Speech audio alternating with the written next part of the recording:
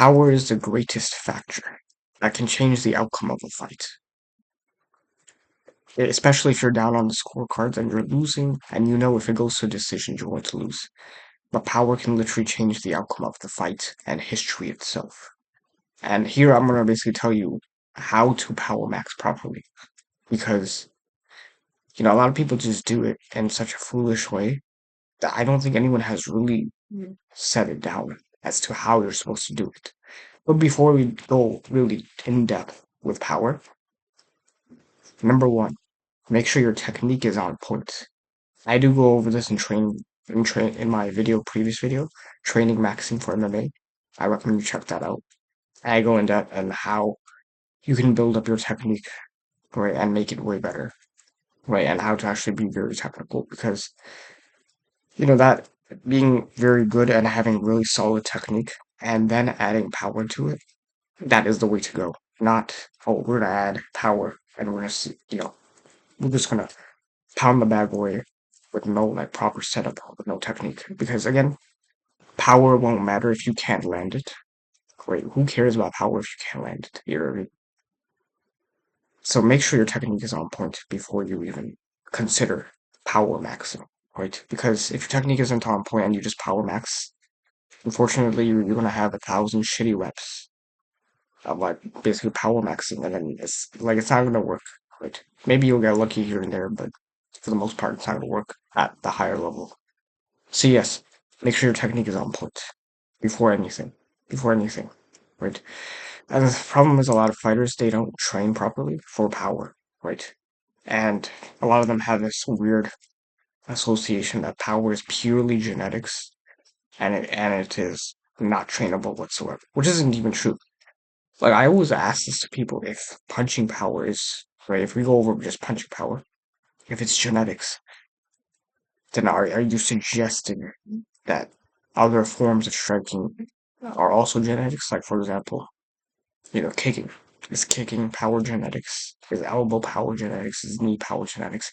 Or even if you pick up someone and you slam them, is that genetics? I mean, wait, it's not purely genetics. I'm not gonna say it's never genetics, but I think this higher association that it's only genetics, it's not true, right? Power is not purely genetics, right? But it is very much trainable, right? Like, I mean, if you look at Mike Tyson, Mike Tyson, yeah, sure, I could definitely see the power of his being made, yeah, a little bit genetics. But if you look at the skill that he had, the way he would just move, speed and accuracy, and that is actually way more important than like power, right? First and foremost, right? The power is just like an added supplement, right? It's like a supplement. It's not the main course of what's going to help you win fights, right? But we're going to go over how you can actually increase your power and like not just from a striking perspective, but even from a grappling perspective, right? Because I believe that both are very, very important, right? If you look at it, what is power technically, right? Right? Power is just, it's just force, right? And speed times speed. That's basically what power is, right?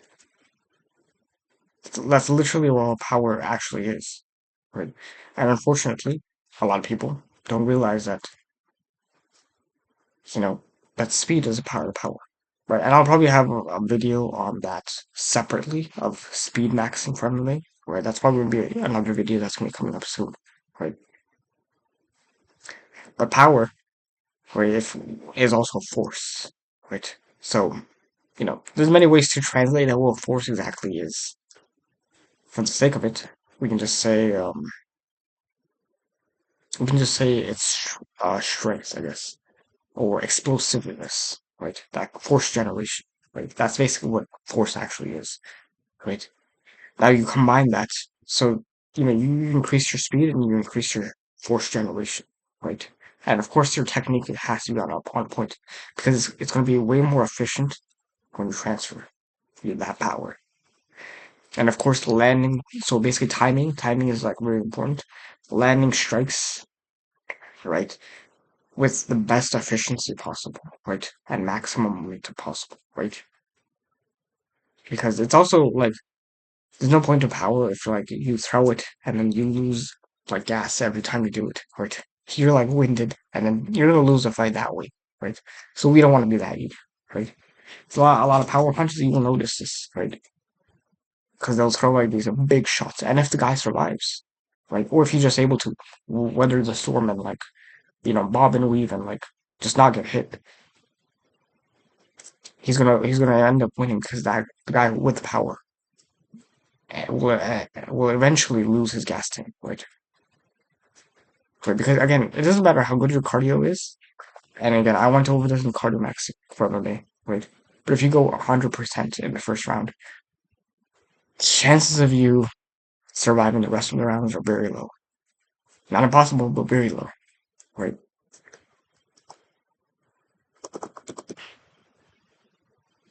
Right,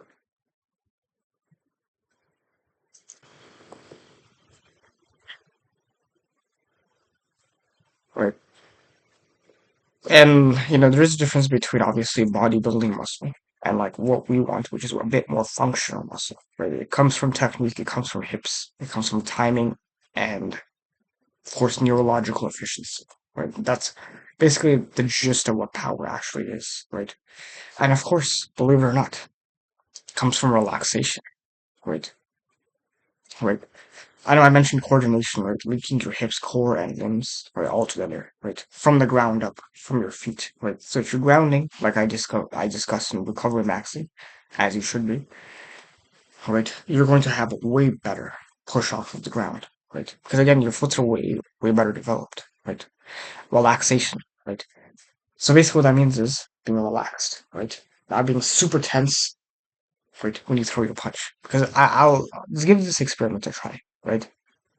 Throw a punch where you're just flexing the entire time, and another punch just where it's just relaxed. Right? Like tense muscle slows you down, basically. Right? That shouldn't come at a surprise, right? Or even if you throw a ball, right? If you have a ball, right, and you throw it at like the entire time and you're flexed, it's not gonna do anything, right? But if you just relax your arm and then you throw it, it's gonna go way farther, right? So it's the same concept. So relaxation is very important. You only tense up at like the last second of like the when the punch lands, right? Another thing, also, this is going to be very underrated, and I've never really seen anyone really discuss it, and that is nervous system health, right? So basically, things like sleep, minerals, and recovery, right? Obviously, very important, and I highly recommend you look at recovery maxing and sleep maxing, right? And these videos are already up, right? You guys can binge watch these videos, right? And learn a lot and implement them into your life as a whole, right? So now we're gonna be breaking down how like power exactly translates, right? Especially for punching power and striking power, right? Because that is the most important, right? Right. So punching power comes from the ground, like I said, right? It starts on the feet, travels through the legs, generated by the hips, right? And this goes with whether you're throwing a kick, a punch, an elbow, or a knee, right? It's all the same, right? And it's delivered if you throw a punch, it's delivered at the end of the fist, right? So if you have weak legs, you will have weak punches. If you have weak rotation, you will have weak punching power, right? Right? As they say, pillow hands. That's what you'll have, right? So what's really important, or really is important, is to have hip rotation, especially, right? Right? And having these stronger legs, right? Right? And especially in our case, we want more explosive legs. So not just necessarily just size and legs, although that does help, right? But you know, about like let's say 70%, 80% of punching power is hip generated. So if you don't have strong hips and hip torque and weight transfer, then you will not have knockout power. Right? That should be a given. Right? So you really need to train your hips, like your hip rotation especially, right? I mean, there's a bunch of things you can do. You can do hip thrusts, but you can do it rather than just a lot of weight per se. You want to do hip thrust in an explosive manner, right? instead of just like, oh, I'm just gonna like, it's just gonna be a lot of weight. No, you gotta do it in an explosive manner, right? And you gotta do rotational medicine balls pose. I'm sure you've probably seen some fighters do this. I actually used to do this a lot, especially when I was boxing, right? And I do believe that it actually helped, with my punching power, right? And as well, you could do weighted twists, right? Right, right. Any type of like rotational movement, especially if it's like hip throws, like I mean, not hip throws, hip rotation is gonna really help. There's actually a video, right? I forgot the guy's name. He was the guy who gave Jordan Burroughs his hardest match in America. Um, he's like blonde hair, white guy. I forgot his name. But he actually never. I believe he almost never went to the weight. One exercise though, I did see him do, and it's actually very interesting. He would have like some kind of weight, right? And literally, what he would do, I believe it was a kettlebell. I could be wrong here, right? But he would just toss the weight, right? And then just toss the weight, like literally just throw it 20 feet into the air, right? And like he was doing this at the beach, funny enough. And I was like, honestly, bro, like, imagine how much hip power he would have. I mean, it's true. Yeah, you'll have a lot of hip power through doing stuff like that.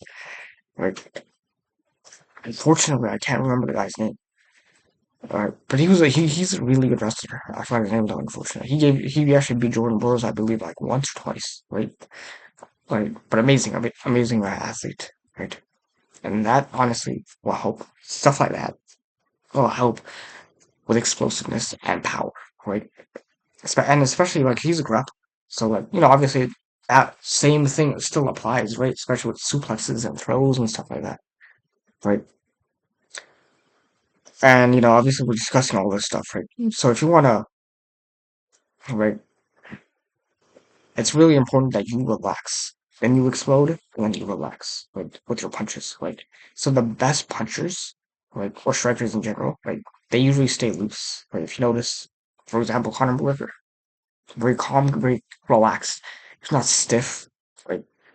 He was not, tense when he threw his punches and kicks. No, he was very relaxed, almost like he was just playing with his opponents, right? Because tension slows down the punch and it kills the power. So relaxation is actually what makes your strike whip-like, right? Right? Right? You want to whip your strikes, right?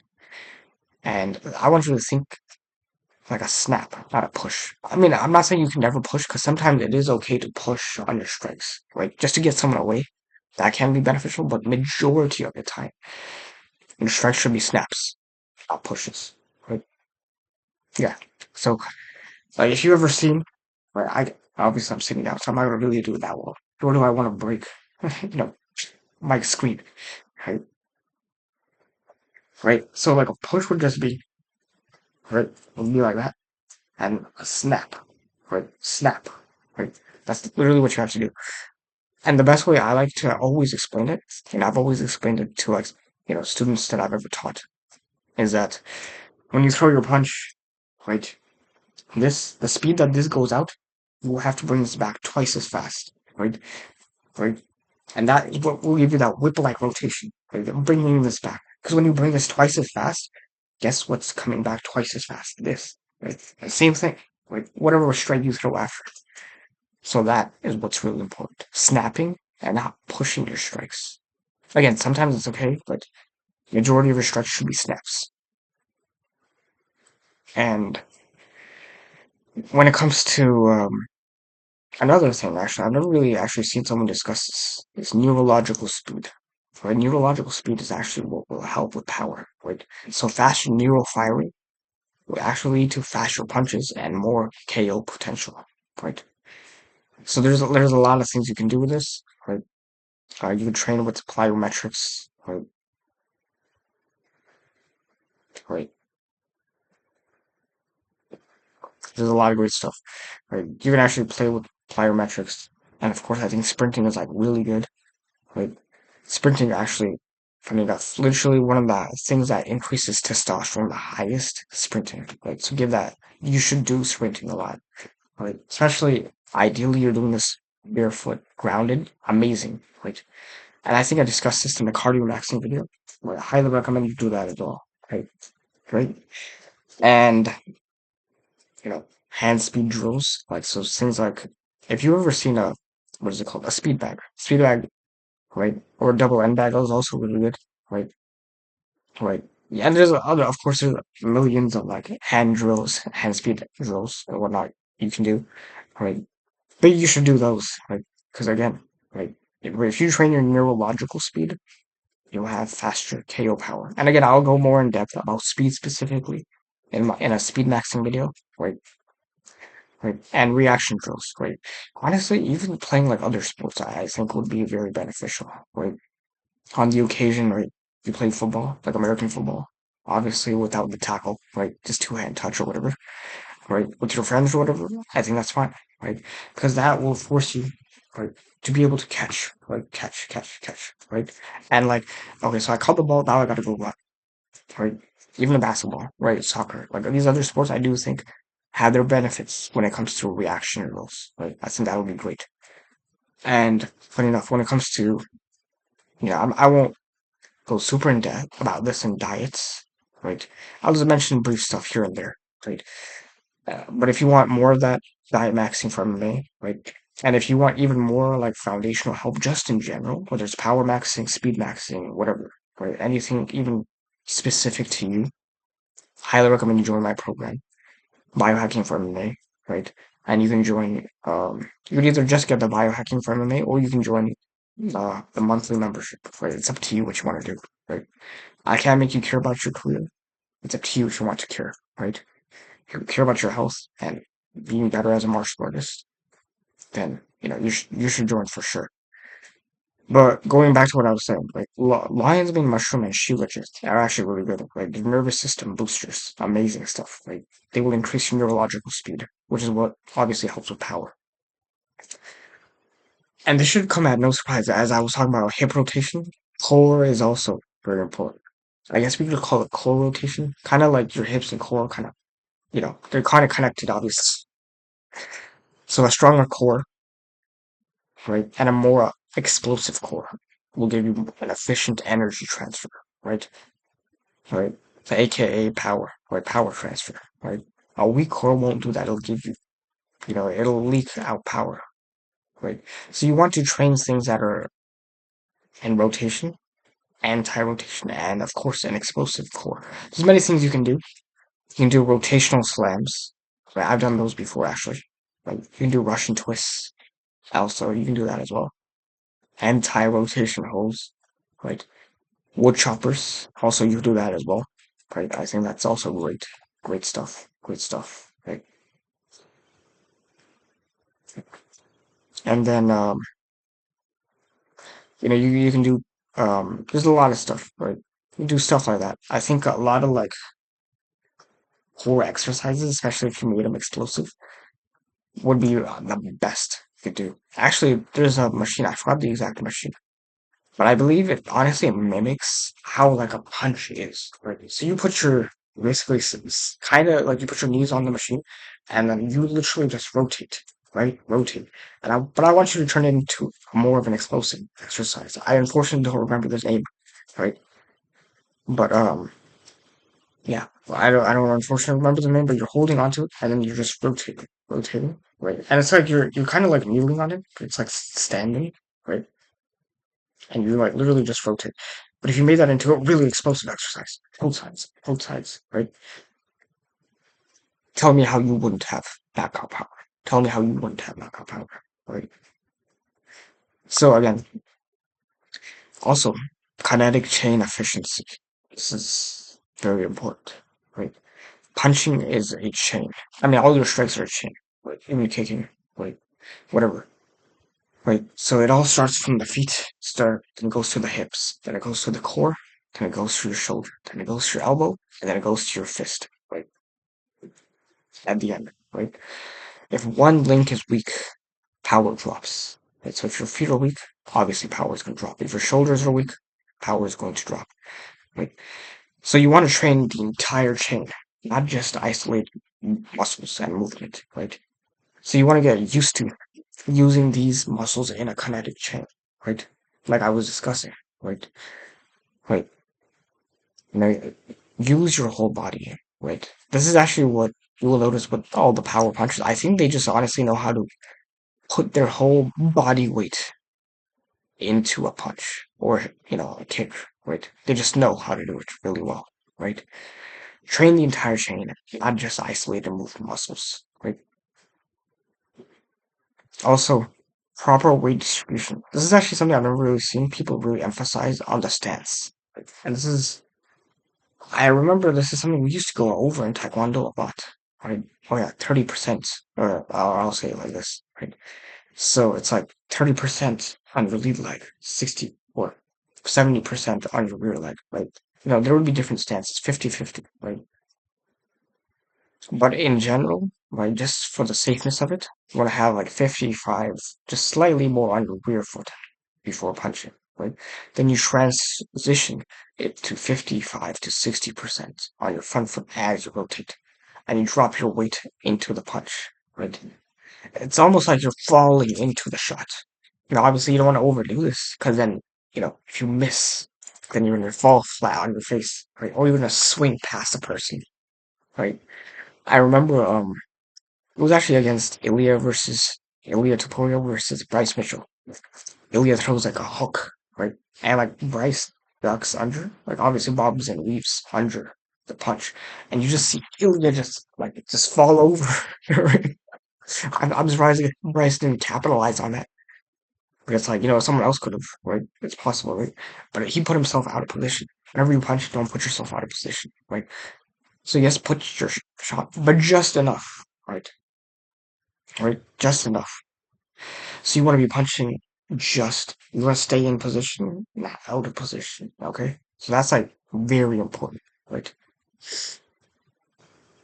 And this should not come to you as a surprise, but yeah, if you increase your muscle mass the right way, you'll have more punching power. Who would have thought, right? Right? There's a reason why heavyweights tend to have more, because they just have mass, right? Even if they're not like the most technical people, they just have more mass, right? And more muscle obviously equals more power if it's functional, right? Obviously, we're not going to become a bunch of, stiffed, roided bodybuilders, right? I mean, it wouldn't even be possible for you to accidentally become that big, right? Only like if you're on roids, maybe you have to worry about that, right? But more muscle equals more power, especially when it's functional, right? If you build muscles in the right way, like in your hips, your legs, your back, your core, right? You also have a stronger posterior chain, right? And when you have a stronger posterior chain, that will increase your strikes, right? Strong strikes, right? That should not come to a surprise, right? So obviously, I mean, do this cautiously because again, I do discuss this more in my muscle maxing video, like how to do this the right way. And I highly recommend you watch that. Also, you can join the program, like BioHacking for MMA. Highly recommend it. It's in the link below, right, of this video, right? Another thing is punch through the target, right? Punch through the target. So if this is you're punching right here, you have to imagine yourself punching all the way through, right? Literally all the way through, right? Mentally aim through the target, behind the target, right? And extend your follow throughs, right? Don't just stop short, because I see a lot of people, they punch really short. And you don't want to punch too long either, because this can actually increase your injury, right? This is actually something I've never seen anyone taught. You want to punch with a slight bend in your elbow. And the reason you want to do this is because you don't want to injure your elbow, right? You don't want to injure that elbow. So you have just a slight bend. If you're throwing a straight punch, right? So you want to transfer more force, right? Wait, when you have this mindset of I'm gonna punch through that bag, right, or the mitts, right, or right, if you're fighting, punch through their skull. You need to imagine it like that, right, right. And this is how everyone that's a power puncher actually does it, right? This is the philosophy that they have is punching through the target, right, right. Now, there's a lot of ways you can obviously train your power, right, and if we're talking about striking specifically. Right, explosive stuff. So you can do things like medicine ball, rotational throws, You do medicine ball, chest slams, right? You do plyo push-ups, like band resisted punches. Yeah, band resisted punches. I actually would actually say they increase your speed a bit more than pure power. But speed is part of power, right? And then sprints, of course, right? Sprinting, like sprints are super underrated. Right? As kids, I remember we used to sprint a lot, and it's like most adults don't even sprint anymore. Right? You'll be surprised at how fast you can be, right? And then of course increase your strength as well, right? Um, you can deadlift. Again, you either do RDLs, right? You do deadlifts, right? In an explosive manner. You do squats, right? Again, in an explosive manner, right? Or again, you could just do just regular squats too. That's fine. Like kettlebell swings, weighted dips, pull-ups, right? You can do it all, right? And then when it comes to specific training, you want to do a heavy back power rounds, right? Where you like for depending on how long it is, right? You can start off with 3 minutes or 2 minutes, depending on how much you can handle in the beginning. But you want to work your way up to five, right? And where you're just throwing it with full power. Of course, your technique is not sloppy, but full power on the mat for 3 minutes or 2 minutes in the beginning. Work it up to three, then five, right? And open stance power entries, right? Focus on this, right? And actually, you should get good at fighting in both stances, right? You don't want to be like, you don't want to have muscular imbalance, right? Because you never know in a fight, man. You could injure something, and now your power side is gone. But if you have power on both sides, you're still in the fight, and you're just as dangerous, right? And you want to focus on like really stepping into these punches whenever you throw them, right? Or kicks or whatever it is, right? Put your whole body weight into it, right? Get used to that, right? Get used to it. And of course, not being out of position, right? You don't want to just throw a punch and then be out of position, right?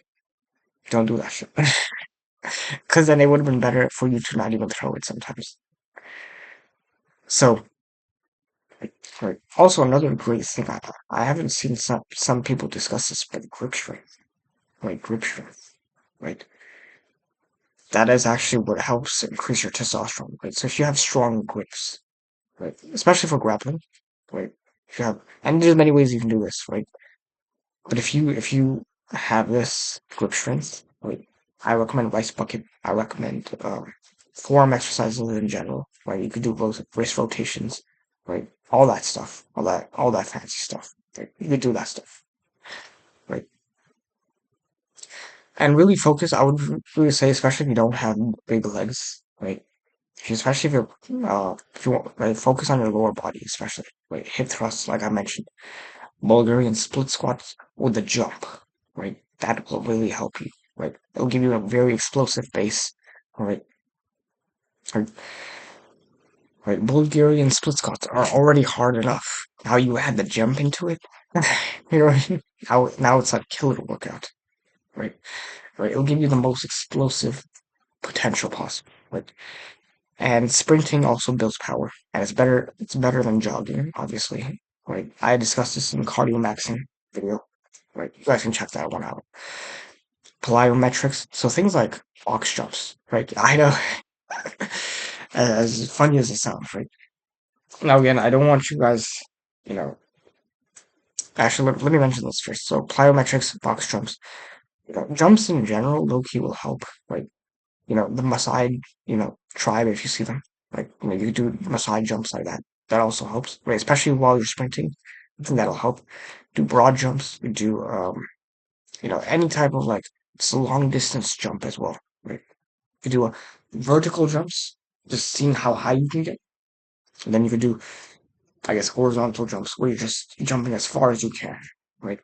So do both of those. But it's like, with power and stuff, I don't want you to make it the supreme focus in your fighting training. This is just an add-on, like I keep saying, right?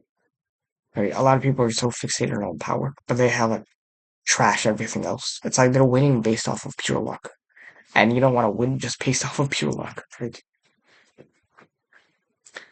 And I think a lot of this, honestly, bro, The more fight specific you try to make this, the better it tends to be. Like again, it's good to build general strength. I will never deny that, right?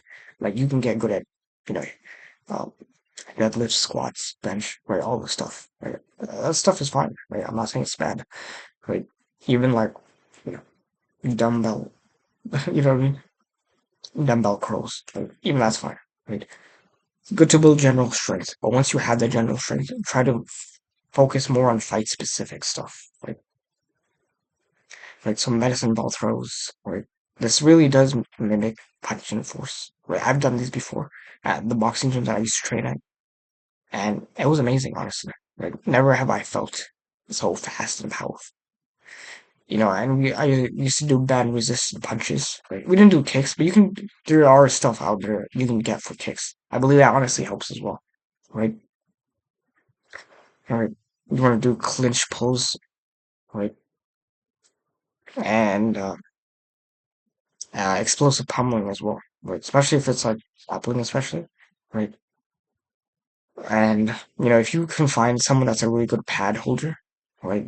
Have them just hard pad rounds. Like honestly, I think you should do most of your stuff on the bag. I feel like honestly, I feel like that helps just way more. Just like kicking as hard as you can, punching as hard as you can, right? Of course, make sure you wrap your hands well before you do any of this, right? We don't want to give you arthritis, right? Which will, ironically enough, fuck up your power, right? There's also sandbag carries, right? And like sandbag exercises. There's a lot of those. Those also help with power, right? So do that and nervous system power. Focus on that as well, right? Like I keep saying, power is neurological a lot of the times.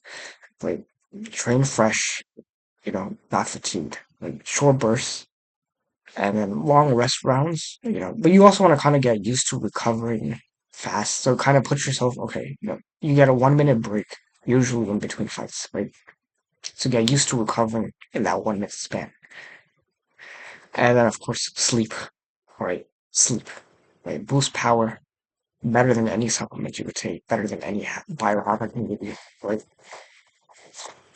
So focus on sleep, man. Focus on sleep, right? Foods for power, right? Organic, natural, right? Again, for your sleep maxing for MMA, right? Check that out. Also, biohacking for MMA program. Link in the description below. Right? Check that shit out. Right? If you really care about it, you will do it. Right? So foods for power, obviously organic and natural. Right? You want to keep your hormones in check if you want power. Right? It should not come as a surprise, but steak, grass-fed steak especially, has natural creatine in it, has iron in it, has amino acids in it that are super beneficial. Raw milk, right?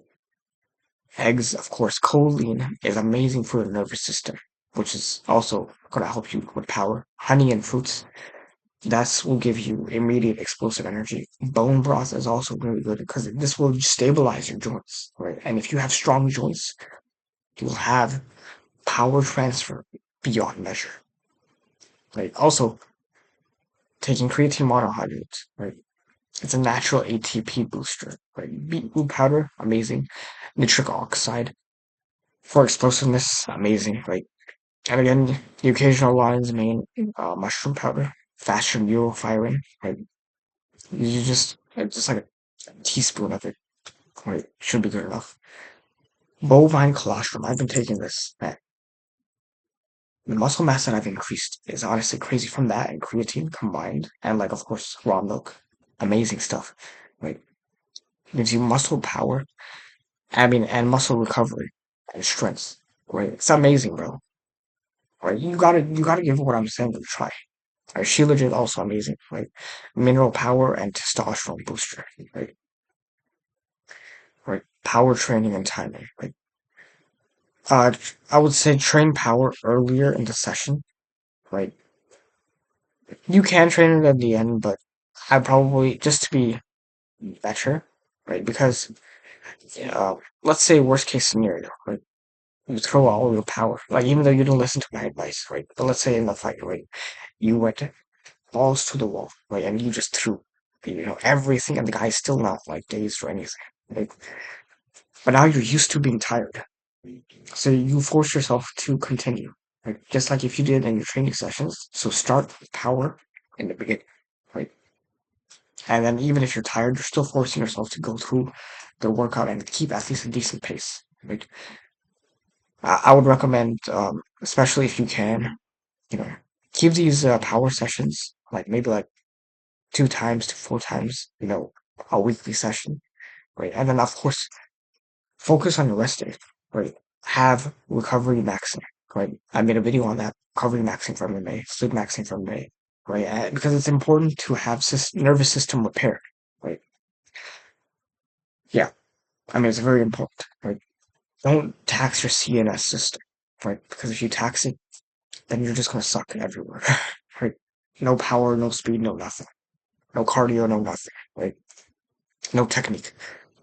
So I'm gonna tell you some of the things that kills, basically your power. Overtraining, obviously, right? If you overtrain, it's gonna kill your power. Sleep deprivation, obviously, kills your power. Seed oils, that shouldn't be a surprise, right? Excessive volume training, right? Like, especially if you haven't recovered properly, this can kill your power.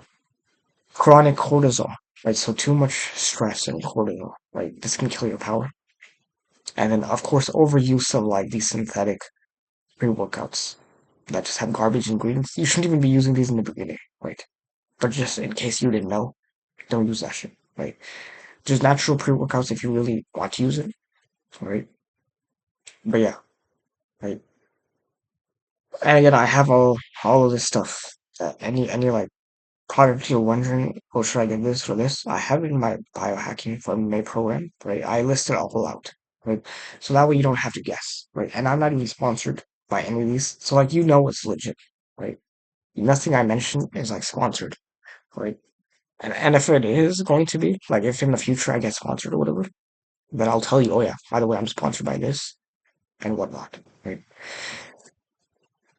So, it's actually pretty simple to, increase your power, right? All you have to do is just train explosively, right? Increase your general strength, right? If you haven't already, right? Move weight fast and like, of course, proper technique, right? Build the hips first and then the upper body, specifically the core, right after that, right? Build both of them in harmony with one another. The hips, right? And of course, your kinetic chain, your posterior chain, build that up, right?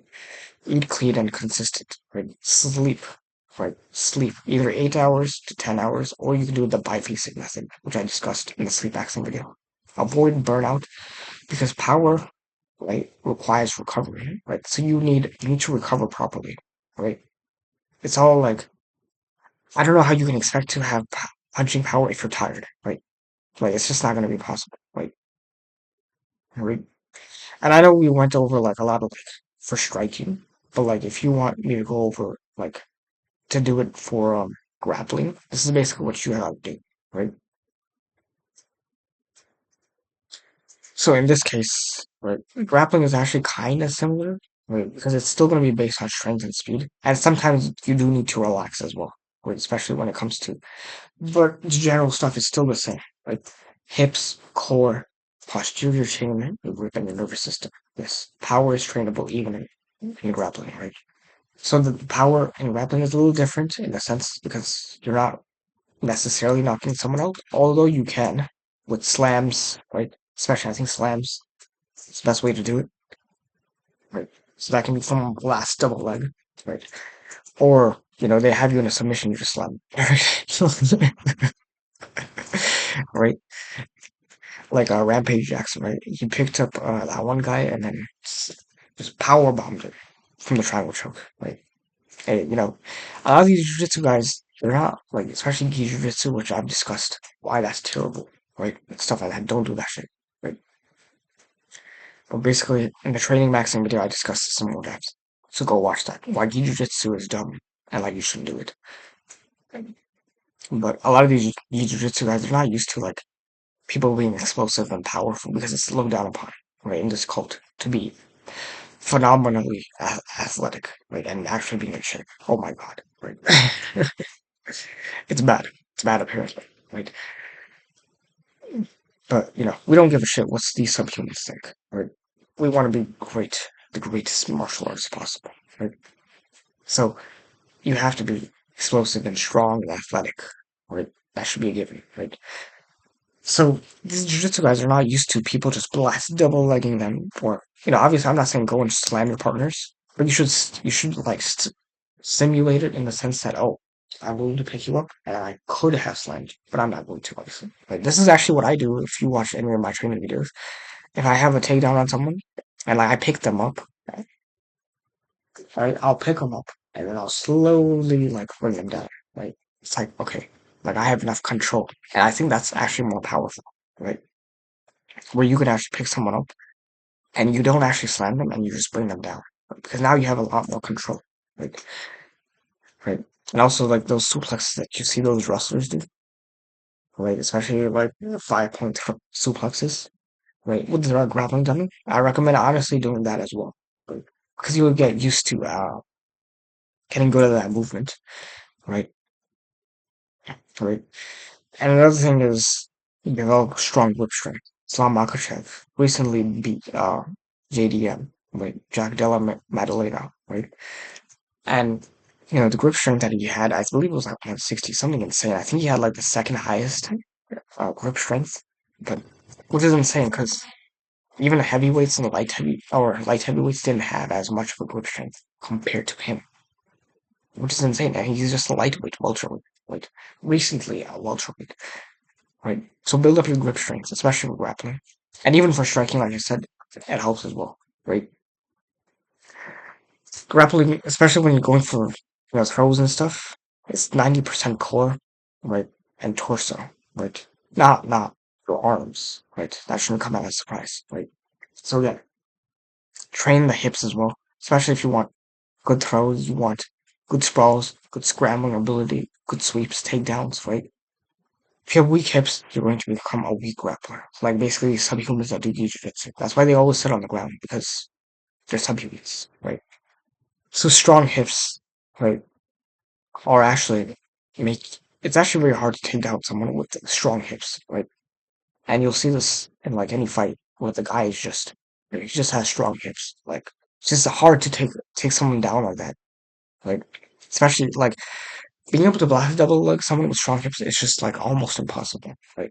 The only thing you can do is like you'll have to cut the corner or go for another type of takedown. Right? So have strong hips, kettlebell swings, hip thrusts, Bulgarian split squat, hip throws. Right? Right. Focus on these judo throws as well. Right? I think that's also really good. Right? Judo style throws. Right?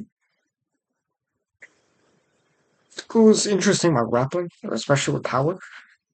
Yes, it's explosive power, like striking, but there's also an isometric component to it, where you have to be able to hold someone down, squeeze them, pin them, stabilize them, right, and make it so that they can't resist anymore. Right, isometric holds a lot of the times will help. Right, this will actually build a stronger posture chain as well, especially if you do it with that sense. Right, squeezes, body lock holds, like wall pin holds, like heavy bridging. Right, and of course, like if you can fight, if there's a grappling dummy, right, where you can just focus on just throwing something. Or you could do it like how I told you, like that one wrestler who just throws stuff into the air. That also works, right?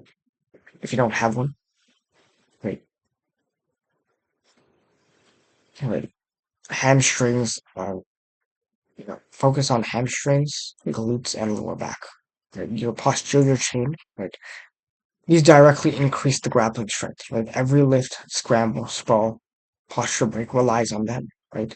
So do things like Nordic curls even, right? Nordic curls are amazing, right? Super hard exercise to do, but amazing. Knees over toes guy, shout out to him, right? Romanian deadlifts, of course, deadlifts, kettlebell swings, back extension, right? Right? All these hip thrusts, right? All this will make your posterior chain really strong, right? And having explosive power, especially for takedowns and scrambles, right? We're just like it's just impossible to stop your takedowns. Right? You want to get really good at engaging your fast twitch muscle fibers, right? So being able to get the takedown before they can even react, before they can even sprawl, right? Timing, right? This is actually why GSP was so good at wrestling, and he credits actually karate for this, right?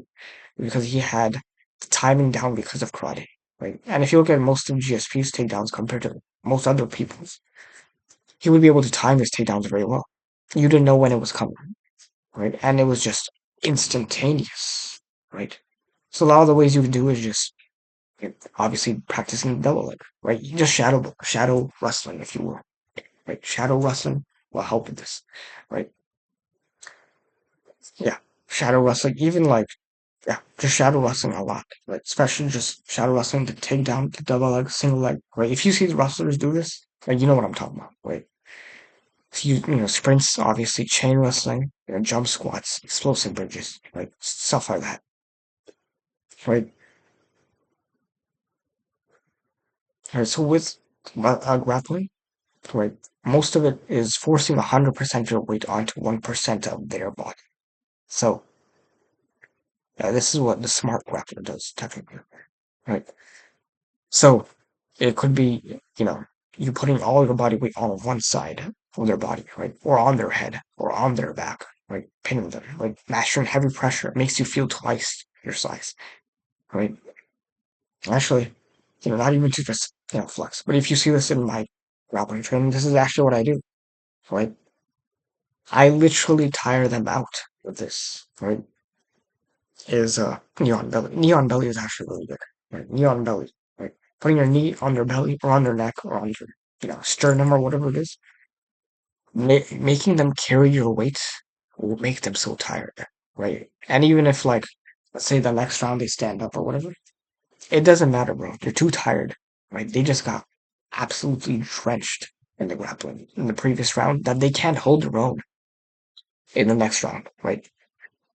But obviously, be wise. Obviously, never underestimate your opponent, right? But the point is, right, they just have that look, right? Islam Makhachev versus JDM, you see this, right? The most recent fight right now. That like Islam Makhachev just made JDM just carry his weight, and you see him in the fifth round just, he just literally has a defeated face. He just has a defeated face the entire fight, actually. Why? Because pressure breaks people, right? So heavy pressure breaks people, right? Especially if you're as strong as Makhachev. Right? The way he was just holding JDM down, doing basically whatever he wanted, right? The only thing that these people are going to be focused on is surviving, right? That to them, that's a victory, right? So again, this stuff is very important, right? So make sure your technique with grappling is actually on point, right? Right? Before you focus on just power and all this stuff. Like just like with striking, right? Make sure your technique is actually on point with grappling. Make sure you have good technique with your double legs, your single legs, suplexes, whatever, right? Right? So training, right? Pressure drills, right? Shoulder of justice. Actually, I love this, right? Shoulder of justice, neon belly, right? Crossface, right? These types of, I guess, like bully mechanics, especially catch wrestling has a lot of this, right?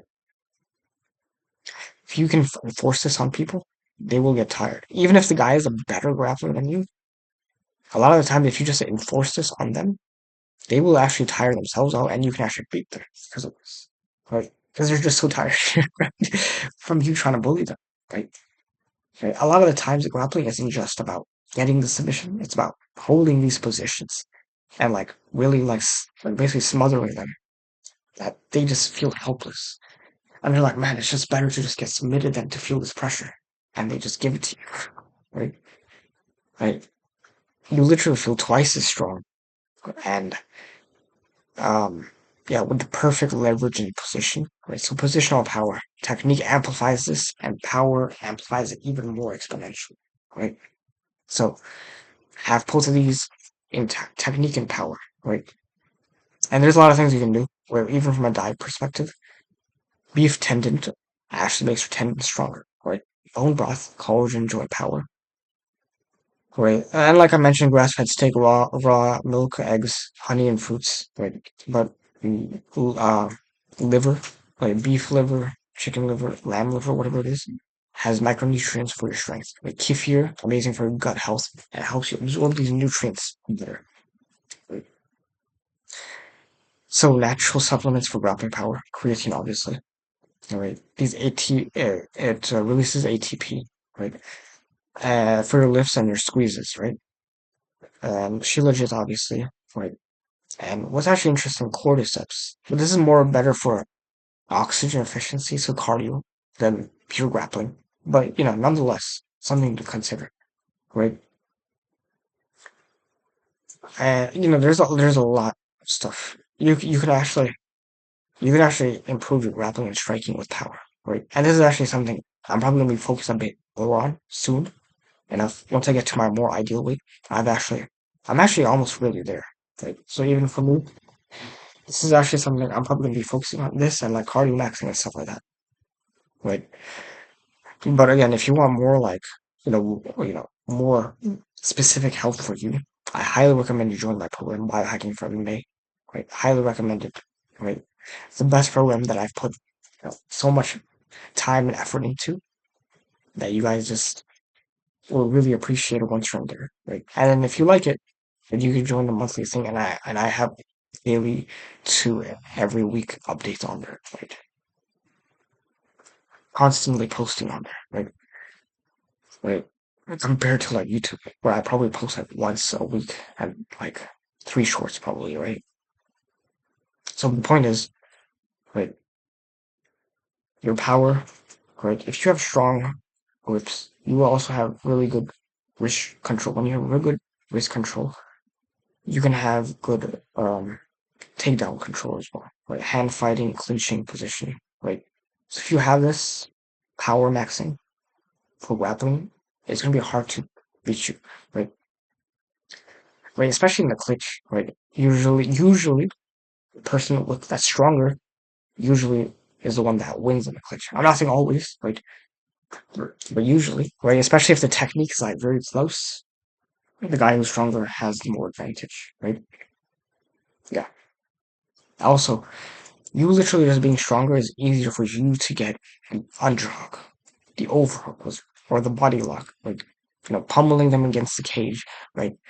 And forcing a cage takedown, right? Snap downs, collar ties, right? Right, forcing that stuff, right, will actually make it possible for you, right? Right. I mean, pretty much almost every takedown requires hips, right? So training your hips, right?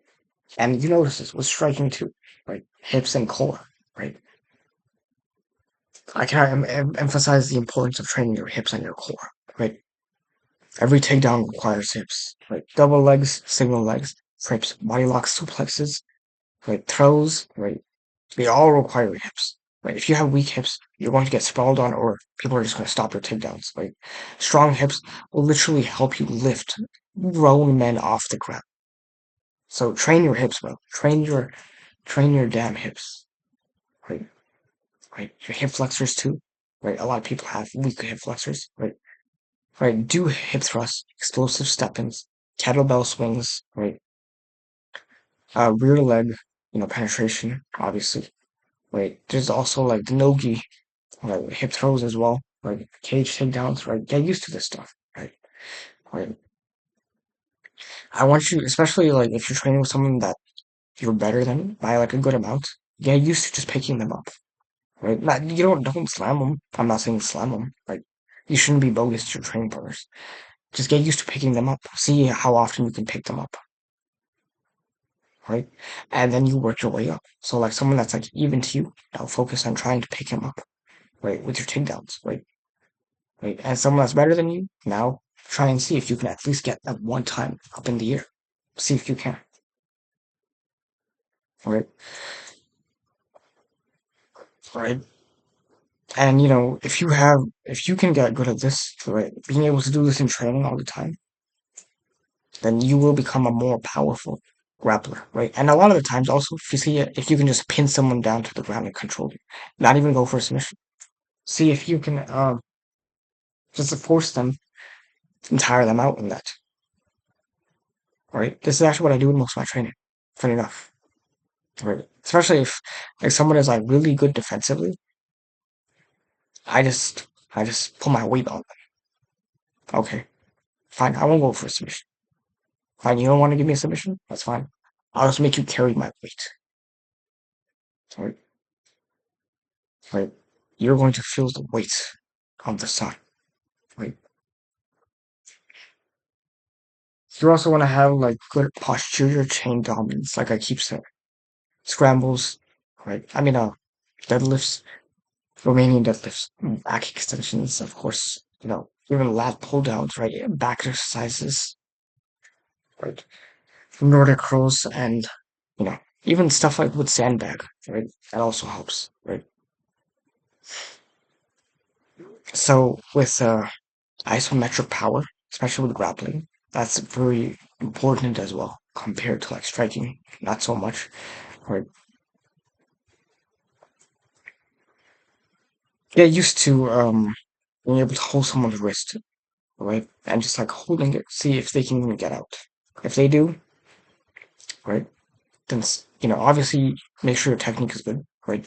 Get used to pinning people, right, and squeezing on the body, clamping on the neck, control from top half guard, right, right, and just being able to maintain pressure, right. See if you can do it. Right, 30 to 60-second squeezes. Like if you want to really get good at this, 30 to 60-second squeezes, especially if you're doing rice bucket. Right, highly recommend you get good at that. Body lock holds, cage holds, head pinch isometrics, clinch isometrics. Right? Being just able to hold someone like in the clinch and just knee or trip in this case for grappling. Right, either way. Right, all right. Of course, this is all about positional too with grappling. Like I keep saying, your technique should be on point. Right before because it's going to be about your power doubles when you understand this. It's about how you time them and how you hide your center and how you break theirs, right? How you apply you know pressure with your shoulder, your hips, your head. Yeah, how you use friction and weight, right? In these conditions, right. Get used to it, right? Get a really good technique with this, right? And I have a lot of technique videos on my YouTube, so if you haven't subscribed already, subscribe, right? Right, right. But I mean, just to summarize it all, right? And this is actually something I won't go too in depth with this, but a lot of people say power is genetics and all this stuff, right? And they can never give you the answer why they think that is. But in my honest opinion, I believe that power is actually more linked to your bone mass and your bones than it is to like muscle and like tendons specifically, right? Especially muscle, not so much, right? Because I believe that if the stronger your bones are, the more powerful your strikes will be, and the more pressure someone will feel in the grappling, right? And I won't go too in depth in this video with power, with bones. I'll probably have another video coming up on that, right? But most fighters really have no idea that power doesn't really start in the muscle; it starts in the bones, right? Your skeletal frame actually is the thing that transmits this force, right? If you've ever heard of the term muscular skeletal system, this is what I'm referring to, right? If your bones are weak, obviously, pores misaligned or under mineralized, your punches won't transfer as well, right? Your shots collapse on impact and your rapid pressure crumbles under resistance, right? So strong bones will give you strong leverage, right? Right? And it's like, stronger bones, obviously, stronger hit. Right? Stronger bones, heavier top pressure. Right? Right. So, strong bones are very important. Right? Bones, what's interesting about them is they store minerals. Right? And they absorb shock. Right? And they transfer every ounce of force from the ground through the hips into your opponent. Right? So things like shin conditioning, right? If you see the Muay Thai people, right? And even you should be doing this even for your hands, right? Like if you see karate people on the Makiwara board, just hitting that shit, right? Right. I'm not saying hit it hard, right? Just light taps, right? Jiri Prohaska does this a lot, where he'll just stand and like hit something, right? Bone mass helps, right? Right. Right. Fighters with denser bones can deliver harder punches, right? And withstand more forces, right? That should not be a surprise, right? Stronger bones make you more durable, and they obviously give you more power, right? Right. If you build the power in your bones naturally through load bearing, and of course, obviously, aka lifting, right? So things like deadlifts, squats, farmer carries, sprints, right? And these type of things, right? Combine, and then you combine it on top of bone growing foods and bone recovery based foods. Things like raw milk, bone broth, sardines, eggshells, like calcium. Like eggshells are really amazing for this, right? And sunlight for vitamin D, right? Your bones will become so much stronger and your power will increase like crazy, right? Your bones are your hidden weapon. So if you strengthen them, your power multiplies everywhere, right? In your striking and in your grappling, right? So, okay, besides the muscle and all this stuff, right? Focus on the bones as well. This is actually very important. And I'm not going to go too in depth with this. I'll probably have a separate video, right? It's going to be called, probably bone maxing for MMA, right? Where I discuss how to actually get stronger bones, right? But I believe that this is actually more relevant to power than anything else. Right? Bones and bone density, right? And muscle density, right? Bones especially.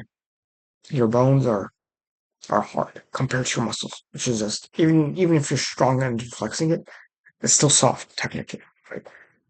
So if you increase your bones, you will increase your power overall, right? But kind of to summarize everything that I kind of stated in this video, and that is, increase your power for striking, right, and for grappling, right. Explosivity is what helps a lot, and isometric holds for grappling as well, right. So get used to this training in a manner that's a bit more sport specific, especially if your goal now that maybe you are at an ideal weight for your weight class, and you don't really need to increase your muscle per se. I would focus on this, right? And this is what I'm going to be focusing on soon, honestly, myself, right? But a lot of this stuff, right, you should definitely consider, right? The roles, the role that this plays, right, it will definitely help you, right? Being explosive and just being able to just, just pile drive through your opponent, right? It's just going to make you unstoppable. But, right, if you guys haven't already, subscribe to this channel, right? Hit that bell notification, right? And, you know, until greatness returns, I shall leave you in the echoes of excellence.